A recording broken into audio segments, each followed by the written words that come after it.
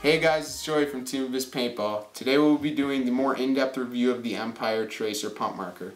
To let you guys know, this is a Nelson-based pump that was based after the PMI Trracer in the 80s or 90s.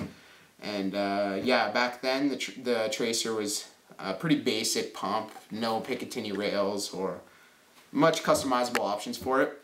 So I'm going to go over some of the features of this particular marker. To start off, we have your 14-inch ported barrel. Plenty of ports, so it's nice and quiet. This pump handle, which is looks uncomfortable, but it's nice. It's totally modded with Picatinny rails, so you can attach anything you want in there, like a grip or anything. Going down here, you have your clamping feed neck, which is nice because of the customizability for your hoppers. You got your dual pump rods, which is nice for an extra stable pump stroke. You got your trigger and your safety. Safety is a slide safety, so it's a little different than the button. For the trigger down here, you have a little adjustable screw for the amount of trigger spacing. As I said before, Picatinny rails all over, so you can do whatever you want with it. Red dot.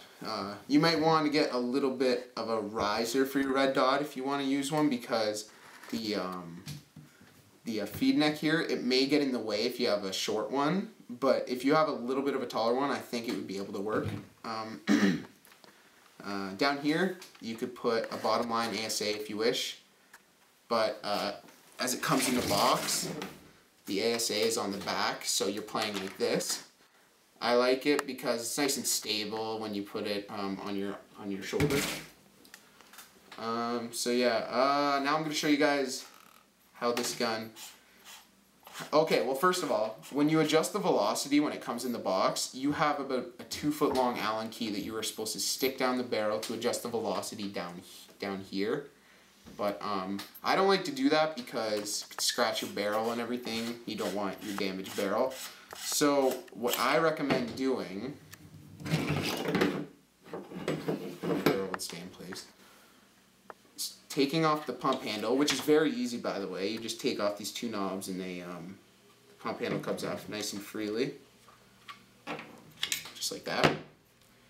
So what I would recommend doing when you're adjusting the velocity is putting in these two knobs when the pump handle's off. So when you're chronoing, you can hand pump it like this, and then you take your shot when the chrono results come in, and if it's too high or too low, just take off the barrel and then adjust it through here. So that's a useful tip if you don't want to damage your barrel or anything. So now we're just going to put it back together. So yeah, this is very useful to just take off if you're if it's dirty and you want to clean it on the field quickly. It is kind of a pain to clean this pump handle. There's a lot of grooves in there. You can dunk it under hot water once it's off your gun. It's perfectly fine to do that. But sometimes in these little cracks here, you're going to want to get like a toothpick or a Q-tip or something. Alright, so now I'm going to show you some of the performance with the gun. So to start off, let's just put a barrel cover on just in case for safety. Now the tank, as I said before, goes in the back. Alright, so a feature that this gun has that a lot don't have is auto trigger. So that's when you hold the trigger and you pump, then it shoots. So I'll just show you guys that. First of all, I'll just show you how it shoots. You pump, shoot, pump, shoot. And then for the auto trigger, you hold the trigger down and you can just go. So that's a nice feature for when you kind of want to light some guys up. So yeah, another thing I noticed was, this is kind of strange, but when you pump it, it is supposed to lock, which it does. But what I would do is I would push down the trigger. If I push down the trigger to the point where it's about to engage the sear, and then I pull back, it allows you to pull back again. This results in a double feed.